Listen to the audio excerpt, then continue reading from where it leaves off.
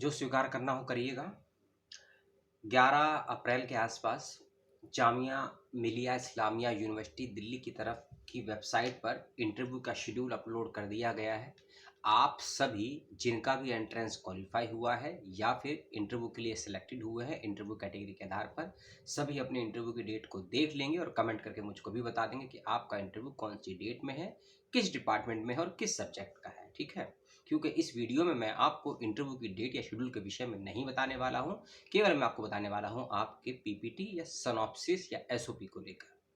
क्योंकि सभी डिपार्टमेंट में इंटरव्यू लेने के नियम कानून कुछ अलग अलग है जामिया में, यही नियम जेएनयू में भी होते हैं, ऐसे ही नियम बीएचयू में और ऐसे ही नियम डीयू और हैदराबाद में होते हैं।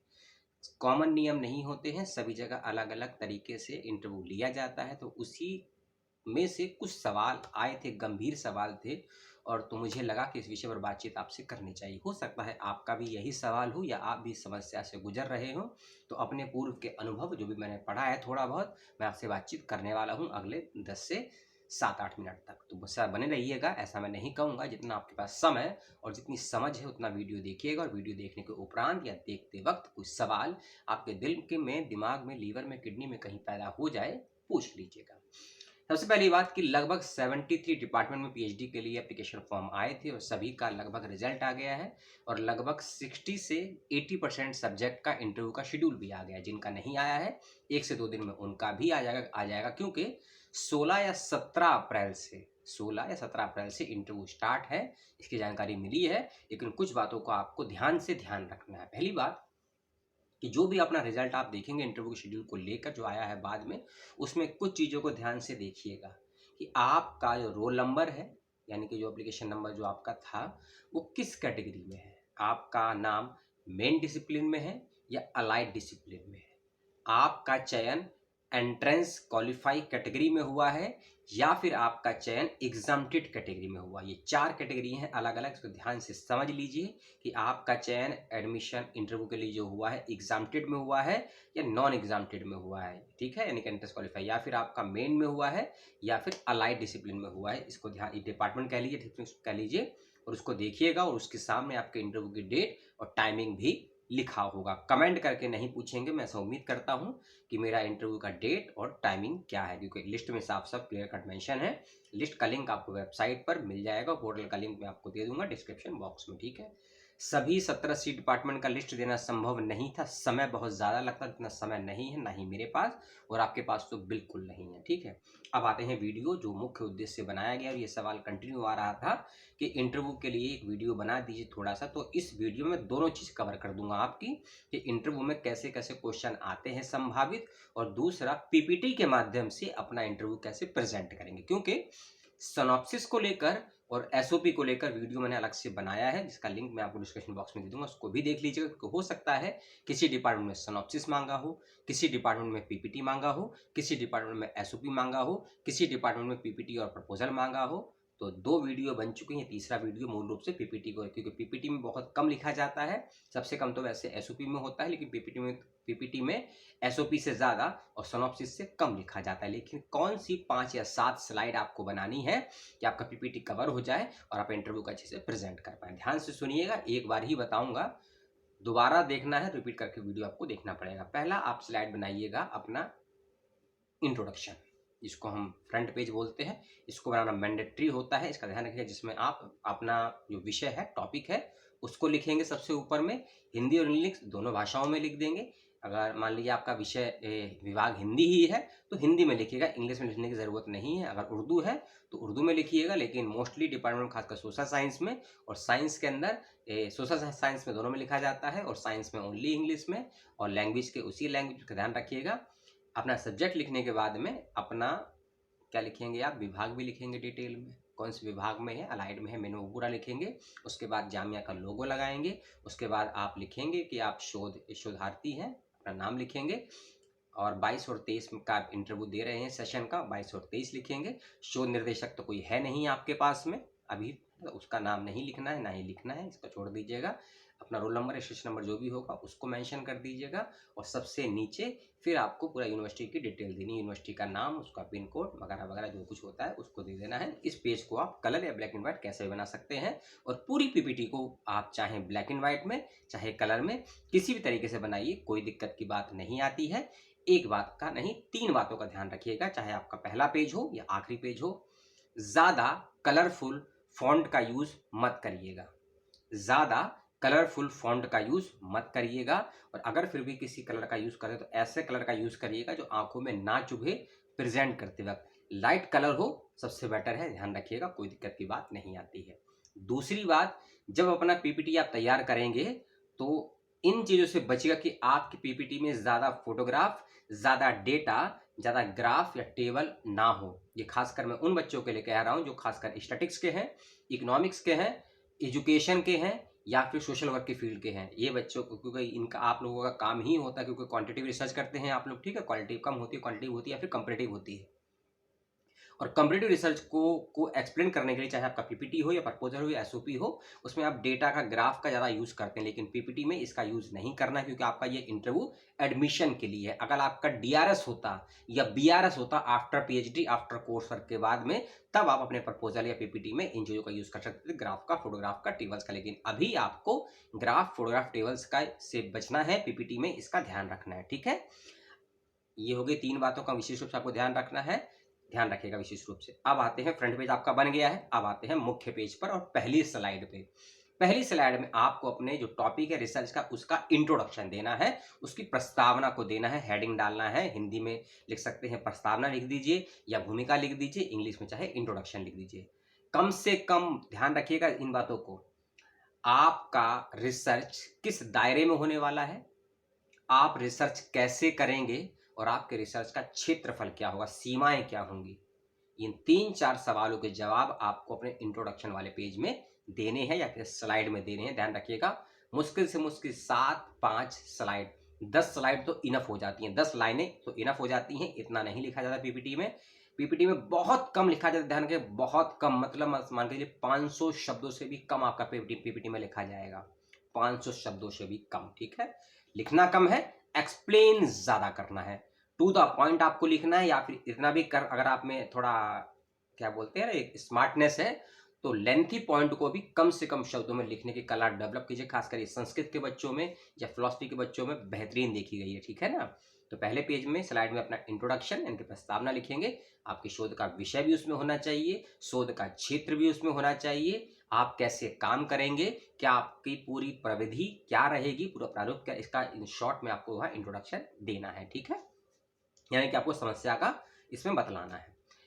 सेकंड स्लाइड में आप जाएंगे या तीसरे पेज, पहला पेज आपका इंट्रोडक्शन का, दूसरा पेज आपका इंट्रोडक्शन का, पहला पेज है आपकी जो प्रस्तावना बनाई थी ना आपने, इसमें आपका टॉपिक होगा यूनिवर्सिटी का नाम, लोगो आपका ये 22-23 का ये, और सेकंड वाले पेज में इंट्रोडक्शन लिखना है, प्रस्तावना। दूसरी स्लाइड और तीसरा पेज, दूसरी स्लाइड तीसरा पेज, इसमें आपको लिखना है आपका जो रिसर्च है, जो रिसर्च करेंगे या करेंगी उसकी मेथोलॉजी क्या है, यानी कि उसकी प्रविधि क्या है, आपके शोध की मेथोलॉजी या प्रविधि क्या है, इसको आपको एक्सप्लेन करना है। आधे पेज का इसको भी लिखना है, आधे पेज का मतलब भर नहीं देना है आपको पेज को, ये पीपीटी है और पीपीटी में नॉर्मली आप 10 से 15 स्लाइड ज़्यादा लिख नहीं सकते हैं, और कोशिश करके एक लाइन में 5 या 7 वर्ड लिखने की, कम से कम बता रहा हूँ, भर मत दीजिएगा, ज़्यादा भर देंगे तो फिर वो आपका एक आर्टिकल हो जाएगा, शोध प्रस्ताव हो जाएगा, और पीपीटी थोड़ा अलग होता है, ठीक है। प्रविधि में आएंगे, मेथोलॉजी में, इसमें क्या लिखना है आपको, ये भी थोड़ा सा समझ लीजिए। ये सब बातें आपको जब मेरा वीडियो देखेंगे, सिनॉप्सिस वाला मैंने बनाया था, लगभग 20 मिनट का वीडियो है, डिटेल में सबकी जानकारी। आप शोध प्रविधि में 3 बातों का जिक्र करेंगे कि आपका जो शोध का विषय है उस पर जो काम करेंगे वह मात्रात्मक होगा या गुणात्मक होगा, या वैज्ञानिक रिसर्च, वैज्ञानिक तरीके से आप काम करेंगे, ठीक है। कई लोग तुलनात्मक विधि का भी प्रयोग करते हैं, उसका भी कर, लेकिन मात्रात्मक गुणात्मक 2 ही मूल रूप से ज्यादा चर्चित में है रिसर्च की फील्ड में, कंपैरेटिव लेकिन बहुत ज्यादा चर्चित है, ठीक है। तो आपकी प्रविधि रहेगी मात्रात्मक या गुणात्मक, लेकिन एक और पॉइंट होता है छोटा सा, इसी का पास को बोलते हैं विधि, मेथड। प्रविधि को बोलते हैं मेथोलॉजी और विधि को बोलते हैं मेथड। तो तो प्रविधि आपकी मात्रात्मक या गुणात्मक हो सकती है, लेकिन जो विधि है आपकी, जिसको हम मेथड बोलते हैं, वह आपका राजनीतिक हो सकता है, आर्थिक हो सकता है, सामाजिक हो सकता है, ऐतिहासिक हो सकता है, धार्मिक हो सकता है, या फिर मनोवैज्ञानिक भी हो सकता है, समाजशास्त्री भी हो सकता है। जिस भी क्षेत्र में आपको रखना चाहे रखिएगा, ठीक है। तो आपका शोध का जो दृष्टिकोण, शोध की जो प्रविधि है आपकी, वह मान लीजिए गुणात्मक हो गई, और आपका दृष्टिकोण यानी कि विधि, मान लीजिए आप किसी इतिहास के विषय पर काम कर रहे हैं या इतिहास में किसी धार्मिक नीति को लेकर काम कर रहे हैं, तो आपकी दृष्टिकोण ऐतिहासिक और धार्मिक दोनों हो सकती है। अगर आप दो अलग अलग राज्यों का या दो अलग बड़े साम्राज्यों का अध्ययन कर रहे हैं, तुलनात्मक काम हो जाएगा। अगर आप तुलनात्मक धर्मों का अध्ययन कर रहे हैं, तुलनात्मक भाषाओं का अध्ययन कर रहे हैं, तुलनात्मक रूप से कई समाजों का अध्ययन कर रहे हैं, कई प्रकार के संस्कृति का अध्ययन कर, तो ये कंपैरेटिव में चला जाएगा, ठीक है ना। तो तीसरा पेज और दूसरी स्लाइड आपको ये लिखनी है प्रविधि की, ठीक है। मैं थोड़ा भूल जाता हूँ, याद दिलाते रहिएगा, ठीक है। अब आते हैं आपकी चौथे पेज पर और तीसरी स्लाइड पर। इसमें आपको लिखने हैं अपने शोध के प्रश्न क्या है, आपके शोध के रिसर्च के क्वेश्चन क्या है, रिसर्च ऑफ द क्वेश्चन। जो भी आपकी शोध की समस्या आपको दिखती है, जिनका समाधान आप अपने शोध के माध्यम से सोसाइटी को, विभाग को, यूनिवर्सिटी को देना चाहते हैं, समर्पित करना चाहते हैं, उनको टू द पॉइंट आपको लिखना है। चाहे वह आपके 5 पॉइंट हो, चाहे 7 पॉइंट हो, चाहे 10 पॉइंट हो, उतनी लाइन में उसको लिख देना। कोशिश करके कम से कम लिखिएगा। मैं इस बात को बार बार रिपीट कर रहा हूं, जितना कम लिखेंगे उतना पीपीटी अच्छा और बेहतरीन माना जाता है, क्योंकि एक्सप्लेनेशन आपसे ज्यादा मांगी जाएगी। मान लीजिए आपने एक पेज में 2 लाइनें लिखी हैं, आप एक्सप्लेन करने में उसको 5 मिनट लगाइए। सबसे बेहतरीन पीपीटी और बेहतरीन प्रेजेंटेशन की कैटेगरी में आप सिलेक्टेड होने के बहुत करीब पहुंच सकते हैं। पूर्व के अपने अनुभव से बता रहा हूँ, कई पैनल में मैं बैठ चुका हूं, कई विश्वविद्यालयों के, तो उसी तरह मैं आपको बता रहा हूं, ठीक है। पीपीटी का अंदर आपका ये पॉइंट है, रिसर्च के क्वेश्चन ये आपने बना लिए, जो भी आपके। और एक बात ध्यान रखिएगा कि रिसर्च के क्वेश्चन चेंज नहीं कर सकते आप। रिसर्च के क्वेश्चन और रिसर्च के ऑब्जेक्टिव, ये 2 पॉइंट चेंज मत करिएगा आप, जब तक आपका डीआरएस या बीआरएस, कई यूनिवर्सिटियों में डीआरएस होता है, कई यूनिवर्सिटियों में बीआरएस होता है, अलग अलग नाम उसका होता है। जब तक ये ना हो जाए, रिसर्च के क्वेश्चन, रिसर्च के ऑब्जेक्टिव को चेंज मत करिएगा, नहीं तो बड़ी दिक्कत आ जाएगी आपको। चाहे आपका चयन किसी भी विश्वविद्यालय में हो, जामिया में हो, डीयू में, इंडिया के कहीं पर भी हो, जब तक डीआरएस या बीआरएस ना हो जाए, शोध निर्देशक का चयन हो ना हो जाए, इस दोनों चीजों से छेड़छाड़, टॉपिक से छेड़छाड़ कर सकते हैं, हाइपोथेसिस से कर सकते हैं, रिव्यू से कर सकते हैं, इन चीजों से छेड़छाड़ मत करिएगा, तकलीफ में आ सकते हैं, ठीक है। आपने रिसर्च क्वेश्चन लिख दिए 5-7 जो भी है, ठीक है। अब आते हैं अगली स्लाइड पर, जो कि होंगे आपके रिसर्च के ऑब्जेक्ट, यानी कि शोध का उद्देश्य क्या है। आप अपने शोध के जो प्रश्न है उनका जो समाधान देंगे आप, उसका कारण क्या है, उसकी वजह क्या है, आप इन्हीं सवालों का समाधान अपनी शोध के माध्यम से क्यों प्राप्त करना चाहते हैं, सोसाइटी को, समाज को, विश्वविद्यालय को, विभाग को क्यों देना चाहते हैं, इसके पीछे की वजह, कारण, उद्देश्य क्या है, पर्पस क्या है आपका। जिस तरीके से मैं बोल रहा हूं ना इंटरव्यू में, ऐसे मत बोलिएगा, मेरा तरीका तो पागलों वाला है, क्योंकि आपका अपना तरीका स्वयं के द्वारा विकसित होना चाहिए। और अगर आप स्वयं की तकनीक को विकसित नहीं कर सकते हैं, तो मान के चलिए आप सीखने के लिए भी तैयार नहीं है। और रिसर्च का पहला स्टेप ही होता है सीखने की जिज्ञासा, सीखने की ललकता, और सीखने का उतावलापन नहीं, सीखने की अलग अलग टूल्स एंड तकनीक का प्रयोग करते हुए नया, नित्य नवीन के साथ सीखना, तार्किक तरीके से, वैज्ञानिक रूप से, समाज के सापेक्ष में, और ऐसी चीजें सीखना जो रेलेवेंस हो।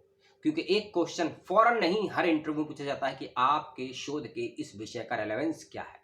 अब मैं आने वाला हूँ रिसर्च के इंटरव्यू के कोर्स के कैसे क्वेश्चन पूछे जाएंगे। स्लाइड आपकी कंप्लीट हो गई, एक पॉइंट रह गया, बता दूंगा, फिर से मैं रिपीट कर देता हूँ। पहला आपको फ्रंट पेज बनाना है, जिसमें आपको अपने टॉपिक का नाम, यूनिवर्सिटी का लोगो, अपना नाम, अपना रोल नंबर, रजिस्ट्रेशन नंबर जो भी है, डिपार्टमेंट का नाम, यूनिवर्सिटी का पहला दे देना है, ठीक है। फिर आएंगे सेकंड पेज, पहली स्लाइड में, जिसमें आपको इंट्रोडक्शन लिखना है। तीसरा पेज, दूसरी स्लाइड, उसमें आपको मेथोलॉजी लिखनी है और मेथड लिखना है, ठीक है। फिर आएंगे चौथे पेज और तीसरी स्लाइड पे, चौथा पेज, तीसरी स्लाइड, क्वेश्चन लिखने हैं, शोध के प्रश्न लिखने हैं। फिर आएंगे चौथी पॉइंट पे, चौथी स्लाइड पे, और 5वें पेज पे, जहां आपको ऑब्जेक्टिव लिखने हैं, और लास्ट में आपको क्या लिखना है, बिब्लियोग्राफी, संदर्भ सूची, कि अपनी रिसर्च में आप किन किन पुस्तकों का, साक्ष्यों का, प्रमाणों का प्रयोग करेंगे हेल्प के लिए, उनकी एक लिस्ट आपको तैयार करनी है। और लिस्ट बनाने का तरीका डिटेल में मैंने आपको सिनॉप्सिस वाले वीडियो में समझाया है, उसको देख लीजिएगा, आपको थोड़ा हेल्प हो जाएगी। क्योंकि आपसे पूछेंगे बताइए हमको, जो भी आपका नाम है XYZ है, ठीक है, आप रिसर्च के लिए किन किन पुस्तकों का प्रयोग करेंगे, क्या आपने पढ़ा है अभी तक, ठीक है, उसका आपको जिक्र कर देना। ये आपका पीपीटी हो गया। फिर से मैं बता देता हूं, पीपीटी सिनॉप्सिस से कम लिखा जाता है, एसओपी से ज्यादा लिखा जाता है। अब आते हैं इंटरव्यू के क्वेश्चंस पे। आप जाएंगे इंटरव्यू के रूम खोलेंगे, आपको बैठने के लिए जब तक ना बोला जाए बैठिएगा मत। जब तक बैठने के लिए कोई शिक्षक आपसे नहीं बोलता है बैठिएगा मत, गेट खोल के चुपचाप खड़े हो जाइएगा, वो बोले यहाँ बैठना है वहाँ बैठिएगा। और कोशिश करके बैठिएगा इस तरीके से कि आपका जो फ्रंट है, फेस है, हेड ऑफ द डिपार्टमेंट की तरफ ही हो, पीठ ना हो। और कोशिश करके बैठिए कि आप पैर पर पैर चढ़ा के मत बैठिए कैंची की तरह, बिल्कुल नॉर्मल लैंग्वेज में बैठिएगा और कमर की हड्डी सीधे रखिएगा, रीढ़ की हड्डी, ठीक है। और चेहरे पर मायूसी, स्ट्रेस, तनाव मत लाने दीजिएगा। अगर आपको लगता है कि किसी सवाल का जवाब आपको आता नहीं है तो भी चेहरे के हाव भाव बिल्कुल सरल सिंपल रखिएगा, जैसे आप एंट्री करते वक्त आए थे। अपने भावों को चेंज मत होने दीजिएगा। आपकी गलती केवल आपको मालूम होनी चाहिए इंटरव्यू के वक्त में, सामने वाले को मालूम नहीं होनी चाहिए। और सामने वाले को मालूम चल गई, आपकी कमियों को पकड़ के वहीं आपको लगातार क्वेश्चन करेगा और आप आते हुए बहुत कुछ जवाब नहीं दे पाएंगे, ठीक है। कुर्सी पर बैठ के जो भी आपको मिलेगा, कुर्सी खाट तकिया, चुपचाप से बैठ जाइएगा। ऐसा नहीं कहूँगा, मनोरंजन का इंटरव्यू दीजिएगा। और इंटरव्यू ऐसा दीजिए कि इंटरव्यू में क्वेश्चन लेने वाले को पानी पीना पड़ जाए, घबरा जाए आपकी बौद्धिकता से, आपकी तार्किकता से, आपकी वैज्ञानिकता से और आपके सोच के समावेश के दृष्टिकोण से। अब आते हैं पहले क्वेश्चंस पे। जो भी आप लेकर गए हैं अपने डॉक्यूमेंट, साथ में फाइल लेकर गए हैं, पेज लेकर गए हैं, सबसे पहले काम अपना जो भी रिसर्च प्रपोजल आपने बनाया है या पीपीटी बनाया है, सिनॉप्सिस बनाया है, एसओपी बनाया, जो भी लेकर गए आपको मांगा जाएगा, हेड ऑफ द डिपार्टमेंट के सामने रख दीजिएगा बिना मांगे। वो मांगे या ना मांगे, मांगे तो अच्छा, ना मांगे तो कैसे, मेरा सिनॉप्सिस इसको देख लीजिए। उसके साथ में आपके लेफ्ट में, राइट में, सामने हो सकता है शिक्षक लोग और बैठे हो, तो कोशिश करके 4 कॉपी लेके जाइएगा सिनॉप्सिस की या पीपीटी की। पीपीटी तो एक ही होगा, सिनॉप्सिस या एसओपी की एक रखिएगा हेड ऑफ द डिपार्टमेंट के सामने। कुछ दे दीजिए, एक दीजिएगा लेफ्ट के टीचरों को, एक दीजिएगा राइट के टीचरों को। बैक में हो सकता है कोई ना, तो एक अपने सामने रख लीजिएगा, लेकिन देखना नहीं है उसको, आपको सामने रखना है, देखना नहीं है। और नहीं रखेंगे तो भी कोई दिक्कत की बात नहीं है। अब वो आपसे सवाल करेंगे, अच्छा अपने बारे में बताइए। सबसे छोटा क्वेश्चन, सबसे मुश्किल जवाब इसका। जैसे ही आपसे पूछा जाएगा कि अपने बारे में बताइए, तो आपको अपने जीवन के बारे में नहीं बताना है, केवल और केवल आपको अपने एकेडमिक रिकॉर्ड और एकेडमिक रुचियों के विषय में बताना है कि आपने 10th कहाँ से किया, 12th कहाँ से किया, यूजी कहाँ से किया, पीजी कहाँ से किया, पीजी चल रहा है, आपने रिसर्च किया है या नहीं किया है, कोई आर्टिकल लिखा है नहीं लिखा है, शोध के विषय में जानकारी कि नहीं, ये खत्म कर दीजिएगा, ठीक है। और एक और सवाल, मान लीजिए आप जामिया के बाहर के रहने वाले हैं या किसी भी विश्वविद्यालय के रहने वाले हैं, आप अपना घर बार छोड़कर इतना दूर पढ़ने क्यों आए हैं, तब इसका जवाब आपको अपनी बुद्धि विवेक से देना होगा कि मैं क्यों आया हूँ, क्या रीज़न है मेरा आने का। मुझे कुछ सीखना है, कुछ सिखाना है, कुछ जानना है, मेरे गांव से, शहर से कोई नहीं आया है, मेरी इच्छा थी, बस मैं ऐसे ही आ गया। जवाब अपनी बुद्धि विवेक से आपको देना है। साइकोलॉजिकल सवाल है ये, उसका जवाब आपको साइकोलॉजी, फिलॉसफी और सोशोलॉजी के कंबाइन मिक्सचर से देना है। ध्यान रखेंगे, फायदा होगा आपको, ठीक है। अगले सवाल पे आते हैं। वो कहेंगे अच्छा अपने विषय के बारे में बताइए। जैसे ही क्वेश्चन आएगा कि अपने विषय के बारे में बताइए ना, सिनॉप्सिस को देखिएगा मत।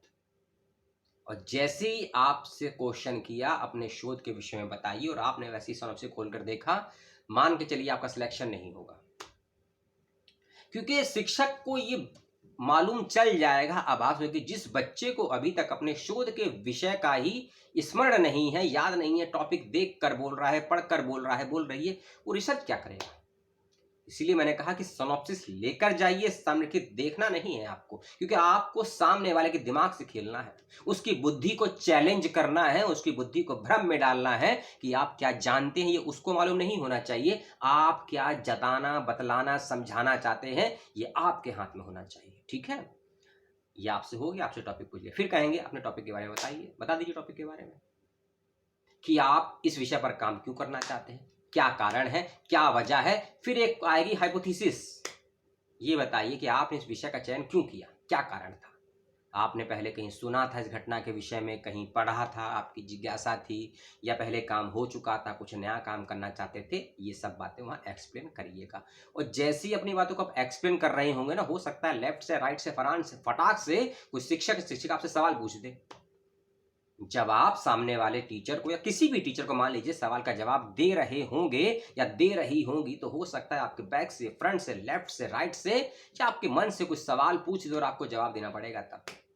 तब दो ऑप्शन है आपके पास कि आप जिस जवाब को पहले से दे रहे हैं कंटिन्यू उसके जवाब को पहले फिनिश करिए, उसके बाद उस जवाब का, उस सवाल का जवाब दीजिए जो आपसे लेफ्ट, राइट या फ्रंट से पूछा गया है आपके जवाब के दौरान। क्योंकि अगर आप पहले वाले जवाब को अधूरा छोड़ के दूसरे जवाब को पकड़ लेंगे तो यह आपके नेगेटिव खाने में चला जाएगा, यानी कि नेगेटिव एरिया में चला जाएगा। ठीक है, तो एक सवाल का जवाब खत्म होता है। और अगर आपको लगता है कि लगातार सवाल पूछे जा रहे हैं, आप पानी पी लीजिए। ये नहीं कहूंगा, सीधा बोलिए सामने वाले से या किसी भी शिक्षक से जिसको आपको लगता है कि सवाल बहुत आ रहे हैं, सीधा कहिएगा सर मान्यवर या शिक्षक या शिक्षिका जो भी है कि मुझे आपका सवाल स्पष्टता से सुनाई नहीं दिया, कृपया करके सवाल दोबारा पूछ लीजिए। और जैसे ही आप ये बोलेंगे कि सवाल दोबारा पूछ लीजिए, आपको 10 से 15 सेकंड का समय मिल जाएगा और उसी 10 से 15 सेकंड में आपको अपने बुद्धि विवेक के घोड़े को दौड़ाना है, मन की गति से नहीं, तूफान की गति से, अपनी बुद्धि की गति से। और उस 15 सेकंड में आपको अपने उस सवाल का जवाब सोच के रखना है दिमाग में जो आपसे पूछा जाएगा दोबारा से। ठीक है, ये ट्रिक होता है, कम लोग इस्तेमाल कर पाते हैं क्योंकि अपने आप को संबंधित विषय के साथ कनेक्ट करना और उस समय जहां बैठे हैं, जहां टेम्परेचर पता नहीं किस चरम पर होगा ये कोई नहीं जानता है सिवाय इंटरव्यू देने वाले के, तो इसका सामना आपको स्वयं करना है। इसका अनुभव किसी के पास सबका अलग अलग होता है, आपका भी अलग होगा। ठीक है, सवाल का जवाब दीजिएगा। जिस भी सवाल का जवाब नहीं आता है कोशिश करके उसका ऐसा जवाब दीजिएगा जो आपके विषय से अलग हो और सामने वाले के विषय से बहुत दूर हो। मान लीजिए उन्होंने आपसे, आप मान लीजिए इतिहास के विद्यार्थी हैं, आपसे उन्होंने कोई एंशिएंट हिस्ट्री का सवाल पूछ लिया, किसी आर्काइव के बारे में या किसी रिलीजियस के बारे में, किसी युद्ध के बारे में, आपको ब्लैंक है, कुछ नहीं आता है, तो आप उसका जवाब समाजशास्त्र या साहित्य के दृष्टिकोण से भी दे सकते हैं। क्योंकि आपको जवाब देना है, एग्जैक्ट हो कभी जरूरी नहीं है, संभावित हो यह जरूरी है। ठीक है, इसका ध्यान रखिएगा। आपसे सवाल जवाब हो गए, आपने उत्तर देते रहे, फिर एक और कॉमन सवाल, इस विषय पर काम क्यों करना है आपको बताइए। इस विषय पर काम तो बहुत पहले से हो चुका है, आप इसमें नया क्या करेंगे, तब आपको उसमें अपना नया दृष्टिकोण आज के संदर्भ में प्रस्तुत करना होगा। ठीक है, फिर एक और कि आपके रिसर्च के आपने ये ऑब्जेक्टिव लिखे हैं कि अपने शोध प्रपोजल में या पीपीटी में, सिनॉप्सिस में आपने अपने शोध के ये उद्देश्य लिखे हैं, 5-6 उद्देश्य, इनसे क्या तात्पर्य है। फिर आपको सिनॉप्सिस नहीं देखना है, उद्देश्य भी आपको रटे हुए, जो भी आप लिख रहे हैं चाहे पीपीटी में लिखे, चाहे एसओपी में लिखे, चाहे सिनॉप्सिस में लिखे, सभी बातें आपको दिमाग में बैठी हुई होनी चाहिए, रटी होनी चाहिए, टिप्स होनी चाहिए चीजें आपकी। वो कहें कि आपने ये उद्देश्य लिखा, कहेंगे सर नहीं मेरा उद्देश्य ये नहीं है, क्योंकि कई बार इंटरव्यू में होता है कि आपने जो लिखा नहीं है ना वो पूछ लिया जाएगा। मान लीजिए आपने लिखा है कि मेरे शोध का उद्देश्य सामाजिक व्यवस्था का अध्ययन करना है, उन्होंने कहा कि आपने लिखा है कि मेरे शोध का उद्देश्य आर्थिक है, सर मैंने आर्थिक नहीं लिखा है, मैंने सामाजिक लिखा है। ये क्वेश्चन इसलिए होता है कि बकायदा बच्चे ने शोध प्रपोजल को लिखा है या लिखवाया है या कॉपी पेस्ट करा है, इसलिए जो लिखा है उसको दिमाग में रख लीजिए कि आपने जो लिखा है वही क्वेश्चन हो रहा है, क्वेश्चन को घुमा फिरा के पूछा गया है। ठीक है, और कोशिश करके क्वेश्चन के जवाब लेंथी दीजिएगा, फिलॉसफी के दृष्टिकोण से दीजिएगा, इंटरव्यू बड़ा अच्छा जाएगा, ध्यान रखिएगा। ठीक है ना, और फिर आपके हाथ में गेम होगा। और कई बार इंटरव्यू में ऐसे भी क्वेश्चन आते हैं बच्चों कि सामने से ऑफर आएगा कि इस विषय पर काम ना करके किसी अन्य विषय पर काम करना चाहते हैं, तो कहिएगा सर मैं विचार कर सकता हूं या विचार मैं कर सकती हूं अन्य विषय पर, लेकिन मेरी पहली प्राथमिकता इसी विषय पर रहेगी, मिलेगी मेरी पहली प्राथमिकता इसी विषय पर रहेगी कार्य करने की, क्योंकि इस विषय पर काम करने के लिए मैंने अपना इतना समय पूर्व में दिया है। क्योंकि आपने सिनॉप्सिस बनाया, सिनॉप्सिस एक में तो नहीं बनता, सिनॉप्सिस महीनों लगते हैं, 6-6 महीने लगते हैं रिव्यू करने में, डाटा निकालने, तब एक टॉपिक बनता है ना। अगर ऑफर आता है कि इस पर काम करें तो कहिए सर हम विचार कर सकता हूं मैं, लेकिन मुझे इसके लिए समय चाहिए, 2-3 महीने कम से कम, मैं रिव्यू करूंगा, आर्टिकल्स पढ़ूंगा, किताबें देखूंगा, तब मैं सोचूंगा किसी नए विषय पर काम करने की, क्योंकि इसी विषय पर काम करना है मुझे, इसमें मुझे 5-6 महीने लग गए। ठीक है, उनके सुझाए गए टॉपिक को एकदम मना मत करिएगा, लेकिन एकदम एग्री मत करिएगा। एकदम एग्री कर देंगे तो इसका मतलब क्या है कि बच्चे को तो बस पीएचडी करने से मतलब है, चाहे कोई भी विषय दे दो, चाहे बच्चे का उस पर अध्ययन हो। आप हैं फिलॉसफी के विद्यार्थी, आपको कोई विषय दे दिया जो सोशियोलॉजी और साइकोलॉजी का है, आप विद्यार्थी फिलॉसफी के हैं, लेकिन ऑफर सामने से आया ऐसे विषय का जो फिलॉसफी का ना होकर सोशियोलॉजी और साइकोलॉजी का है, तब इंटरव्यू लेने वाले पैनल को लगेगा कि बच्चों को कुछ नहीं आता है, बच्चा आंख बंद करके पीएचडी करना चाहता है, बस कैसे करना है क्या करना है कोई सेंस नहीं, ये नेगेटिव जाएगा। ठीक है, तो ऐसे कुछ भी सवाल आपसे होंगे, छोटे मोटे सिंपल सवाल होते हैं। ठीक है, और सवाल वही होंगे जो आपने सनॉप्सिस पीपीटी या एसओपी में लिखा होगा, उसके अलावा कुछ सवाल नहीं पूछते हैं। आपने पीजी कहाँ से किया ये पूछ लेंगे, पीजी का नॉलेज नहीं पूछते हैं, एमफिल का कहाँ से किया है इतना पूछते हैं। कई बार अगर आप एमफिल करके गए हैं इंटरव्यू के लिए पीएचडी में, तो एमफिल के बारे में बोलेगा, एमफिल का टॉपिक क्या है, कहाँ से किए पूछ लेते हैं, लेकिन उसका संबंध पीएचडी से नहीं होता है और ज़्यादा नेगेटिव व्यूज का असर नहीं होता। वीडियो बहुत लंबा हो गया है मैं जानता हूँ, और मुझे नहीं पता कि इस अंत तक वीडियो को कितने लोगों ने देखा होगा, जितने ने भी देखा होगा उन सभी का सलाम है, नमस्कार है, जय हिंद है, और लेता हूँ मैं आपसे विदा। गला सूख रहा है क्योंकि फोन पे लगातार 6 बार किसी का कॉल आ चुका है। अब किसी ने कॉल किया है इतनी बार तो कुछ हो सकता है जरूरी समस्या हो सकता है कोई जामिया के विद्यार्थी हो, शिक्षक हो, टीचर हो, अध्यापक हो, अध्यापिका हो, उनसे बात कर लेते हैं। अगले वीडियो में आपसे जरूर मिलेंगे। आपके पास भी कुछ समस्या है, कुछ सवाल है, कुछ डाउट है, कमेंट करके जरूर पूछिएगा। वीडियो को लाइक, चैनल को सब्सक्राइब और करने की जरूरत आपको है नहीं, पहले वीडियो को देखिए, समझिए, सवाल करिए, लाइक और चैनल को सब्सक्राइब कोई ना कोई कर ही देगा। आप जहमत मत उठाइए, अगले वीडियो का वेट करिए। अपना ध्यान रखिए, अपनों का ध्यान रखिए, माता पिता का ध्यान रखिए और अपने स्वास्थ्य का ध्यान रखिए। मन को मजबूत रखिए, वैज्ञानिक तरीके से चिंतन करिए और प्रकृति का, पुस्तकों का ख्याल रखने की कोशिश प्रारंभ करिए। जय हिंद।